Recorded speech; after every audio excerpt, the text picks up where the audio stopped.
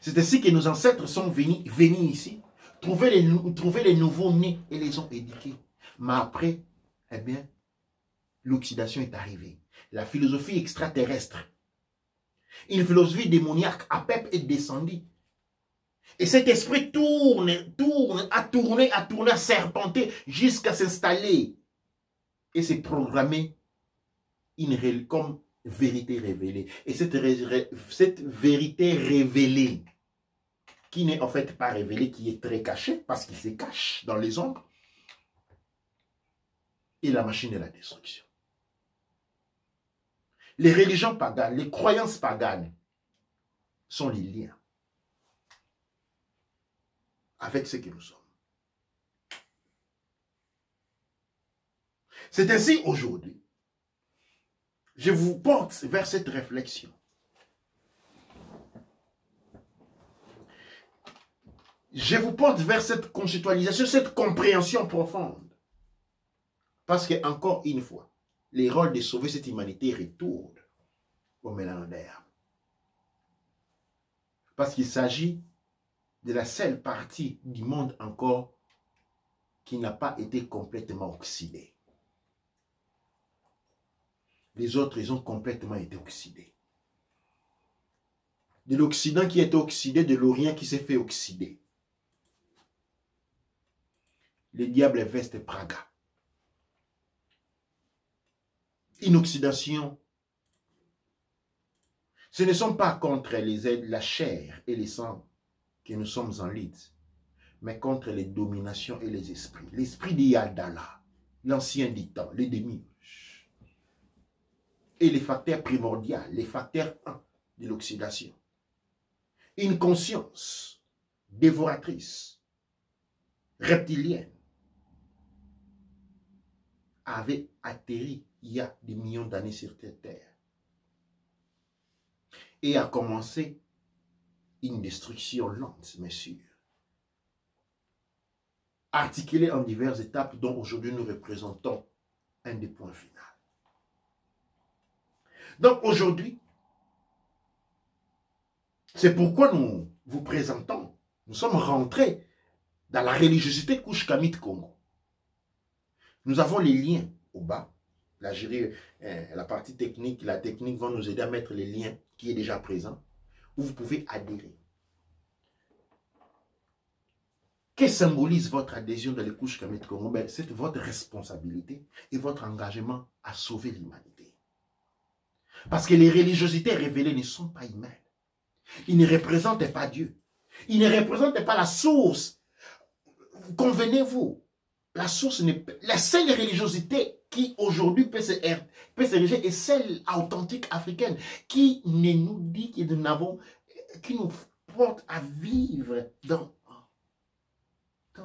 Et c'est cette religiosité que nos ancêtres ont apportée en Occident, qu'on appelle le paganisme, qui dit que la nature est la même partout. Eh bien, si vous représentez les créateurs par un arbre, et que je le représente avec l'eau, et l'autre avec, eh bien, nous sommes les mêmes. L'arbre n'a pas un visage. L'arbre, c'est un arbre. On ne peut pas faire la différence entre des arbres. On ne peut pas faire la différence entre des rivières. On ne peut pas faire la différence entre des étangs ou des ruisseaux. Un ruisseau, c'est un ruisseau. Vous voyez? C'est ça la base de la religiosité naturelle, divine. Les religiosités qui s'affirment la divinité aujourd'hui ne sont pas divines. Comment peut-on parler de divinité quand on fait l'hégémonie de l'esclavage? Quand on divise les uns et les autres, les frères et les sœurs. Quand la femme est vendue, quand l'enfant n'a aucune valeur, quand la guerre est justifiée, quand la discrimination est le point de référence, comment pouvons-nous parler du Créateur en ces termes-là? Quand la compétition malédite jusqu'à la mort est la norme de la société, Souvenez-vous, c'est le Vatican qui bénissait les armes qui allaient en guerre. C'est le pape Léon IV ou V qui a dit que eh bien, les Sarrasiens devaient être mis en esclavage, que les Noirs devaient servir d'esclaves aux Blancs pour avoir la rédemption. Et toutes ces idéalations ont été faites au nom du Créateur. Et puis après, on dit, ce même Créateur dit, aime ton prochain comme toi-même. Mais il y a quoi? Les prochains comme toi-même ou mettre en esclavage les autres? Ou c'est qui les prochains? C'est qui les prochains?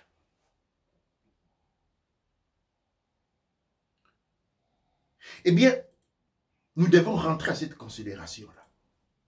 Et je vous apporte aujourd'hui à réaliser que ceux qui se sont présentés ou ceux qui a été présentés comme des religions révélées ont été des armes de destruction de masse sans comparaison et sont une philosophie qui n'a pas terrestre, sont nés d'une philosophie qui n'est pas humaine. Parce que l'humanité se base sur la compassion. Nous avons vu même les chiens aller courir vers un autre chien qui est en danger pour les sauver.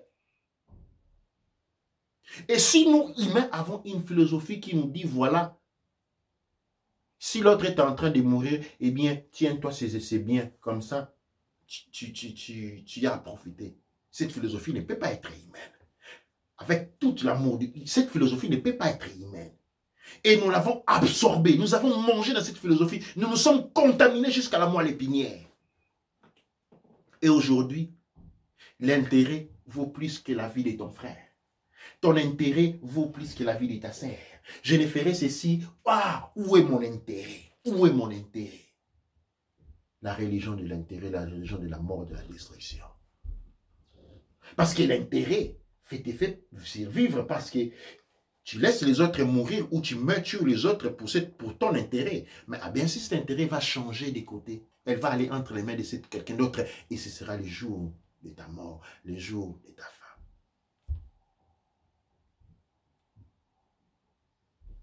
Les jours de ta fin.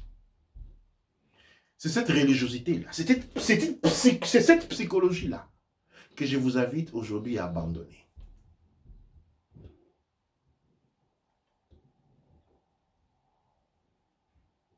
Nous n'avons pas d'ennemis. Mais ceux qui sont oxydés sont dangereux. Et aussi longtemps que quelqu'un est encore oxydé, il peut t'oxyder ou te faire du mal. Et donc, on se tient à côté. On se tient loin. C'est ainsi qu'aujourd'hui, nous devons rentrer dans la religiosité de la mer. Et les couches Kamit Congo offrent justement une grande aide en réintroduisant une religiosité où toutes les différentes psychologies aux philosophies religieuses, culturelles, mélanodermes sont mis pour la première fois sur les mêmes plans d'égalité et sont apportés à interagir, à s'accepter, à se regarder, à se confronter avec l'idée d'amour, d'entraide et de soutien mutuel. Nous ne sommes pas ennemis. Nous sommes l'expression de la même chose. Mais quand quelque chose a été oxydé, en attendant qu'il soit guéri, il doit être mis en quarantaine. Nous sommes dans le temps de la quarantaine. On ne met pas en quarantaine parce qu'on est. On est en quarantaine pour éviter la propagation du mal. Et quand quelqu'un a été contaminé, eh bien, on lui donne combien? 14 ans? Ou ça a augmenté jour de quarantaine? Eh bien, dans cette processus d'oxydation spirituelle et religieuse, ceux qui sont oxydés doivent être mis en quarantaine.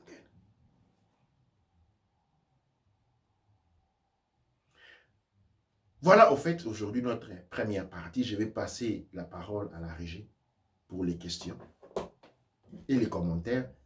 Et nous allons rapidement conclure et nous allons nous retrouver pour ceux qui veulent participer aux prières que nous célébrons, de nous rejoindre sur la plateforme Zoom. Douane-Cher. Douane-Cher, donc nous avons Oguman qui dit Ankouja Senebneb, je vous suis toujours. Nous avons Moriba Koulibaly, Sitolong Badiate, Phoenix, Menkaora, Karine Kwame, Kian Kaka, Hervé Désiré, Camara YG qui nous salue. Donc comme commentaire, nous avons Karine Kwame qui dit « Et même satanique, baba ». Des sauvages qui avaient des rois qui les vendaient. Comment un sauvage peut-il s'organiser à avoir des rois? Que de l'illogisme ces gens-là. Ogouman qui dit « Cette chose n'a pas de limite, c'est affolant ». Maya Lynx, douane et tiers. Annie-Claude, je suis là malgré sa rame. Ogouman, il faut qu'on mette du sel pour l'arrêter.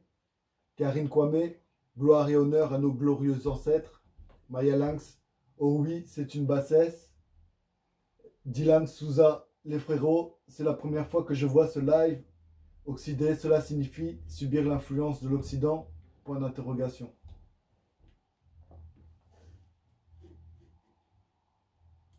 C'est tout pour les commentaires. Douane à vous. Merci de venir, Douane pour venir ensemble.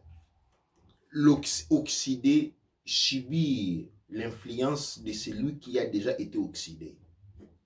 Parce que la religion occidentale, la philosophie ou la psychologie occidentale, qui se base sur l'impérialisme, qui se base sur la discrimination, la domination, la mise à mort, qui se base sur la transformation de toutes les ressources naturelles en armes pour tuer. Même les mouches ont été armées. Les moustiques sont devenus des armes. Eh bien, cette psychologie-là, cette philosophie-là n'est pas humaine. Et je vais vous donner la preuve.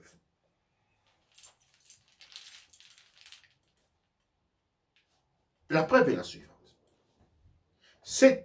Le demi-urge n'est pas d'ici. Yagdala n'est pas de ce monde. Il est venu de ce monde. Et comme preuve, je vais vous faire voir que les civilisations qui ont précédé l'Égypte antique, dont les restes sont partout dans ce qu'on appelle le Moyen-Orient qui n'était que l'ancienne Afrique. Quand on fait les recherches sur les vestiges, on n'a jamais trouvé d'armes. Ces civilisations ne se construisaient pas de murs pour se barricader à l'intérieur. Parce que le mal, tel que nous la construisons aujourd'hui, n'existait pas. Donc c'est quelque chose qui est venu après. Il n'y avait pas d'armes. Et quand il est venu, il a commencé par oxyder dans les montagnes de la Russie, avec les Khazars. Et des Khazars, cette diffusion est venue vers ce qu'on appelle aujourd'hui l'Europa. Et c'est diffusé. C'est un cancre. C'est un cancer. C'est un poison qui immobilise et qui transforme en lui. Exactement comme dans Matrix, vous vous souvenez Neo, non, Smith, quand il touchait. Contact, oxydation, on perdait son état naturel. On devenait un programme de computer. On était connecté à l'intelligence artificielle et tous on devenait un Smith. Ce processus conduit à l'achèvement de toute humanité en nous et à une connexion interneuronale et Internet à l'intelligence artificielle qui nous guide et nous fait faire des choses atroces. Le monde mélanodaire, encore aujourd'hui, résiste, bien que très contaminé. Et nous devons aujourd'hui renverser cette tendance. Et nous réversons cette tendance en retournant dans nos spiritualités ou en réintroduisant la spiritualité Kush Kamit Congo, qui est une spiritualité qui voit l'homme, qui voit l'autre, non comme un moyen de s'enrichir, non comme un moyen pour assoupir ses plaisirs les plus malsains, non comme un moyen pour affirmer son autorité malade, non comme un moyen pour satisfaire ses besoins les plus machiavéliques, mais plutôt qu'il voit l'autre comme une opportunité de connaître le Créateur, qui voit l'autre comme un moyen de connaître la mère des origines, Et à travers la mère des origines, voir la figure du père des origines. Doua Necher, Doua Amon Ra, Doua Neb Ercher.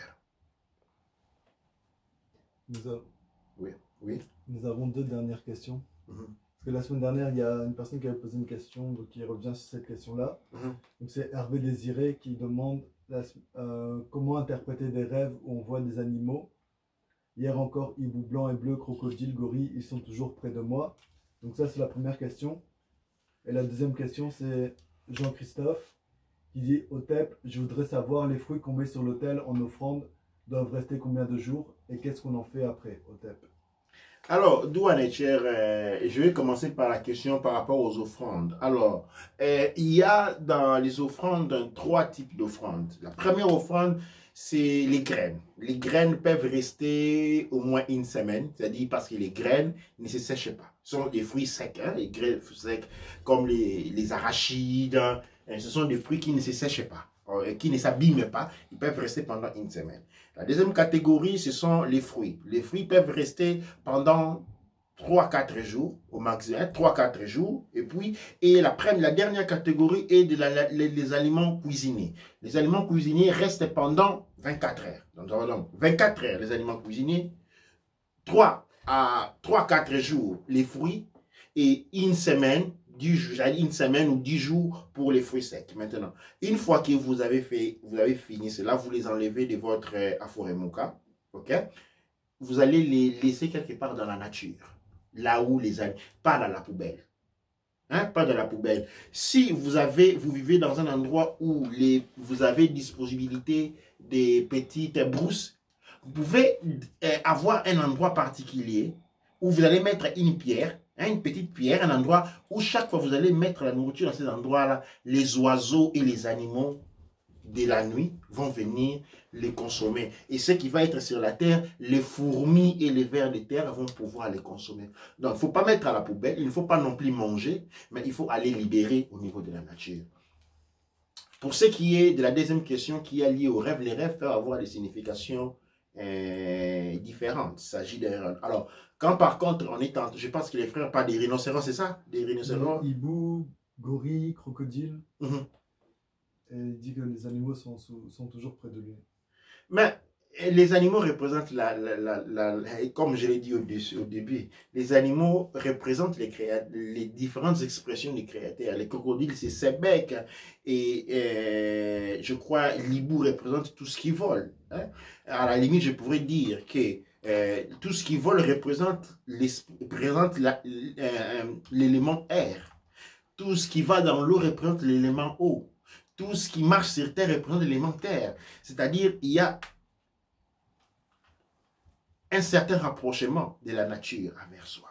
Maintenant, différemment est le cas où on est mordu par un serpent ou ce genre de situations conflictueuses avec les animaux. Mais généralement, quand ils sont happés envers toi, eh bien, ils représentent une démarche où les ancêtres marchent vers toi, où les forces de la nature, qui dans ces cas viennent avec les ancêtres, sont en train de marcher vers toi.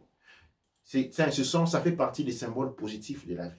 Rêver des animaux, rêver de se retrouver en forêt, rêver d'être en train de nager dans une rivière inconnue, ce sont des éléments positifs qui renforcent notre lien avec le Créateur. Doua Necher. Nous allons ainsi conclure notre Raoult et Tepou de ce soir. Et pour ceux qui veulent participer à notre prière, peuvent nous rejoindre directement sur le lien YouTube, sur le lien Zoom. C'est en ce mot que j'ai dit Amasu empa emra 5 sous. Emenra empa emra awu. Kuwawu ra manketi pa erura.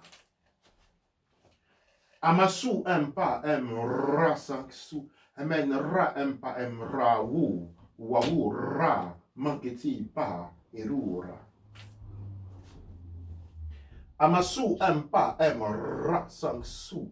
Amen ra empa emra awu wawu ra manketi pa erura. Amasu empa emra 5 sous. Amen ra empa emra awu wawu ra manketi pa erura. Nouk, Père Amen. Ami Ab, Père Ab, Ami Kessad, Ank Issa M. Teta. Toi, Onecher.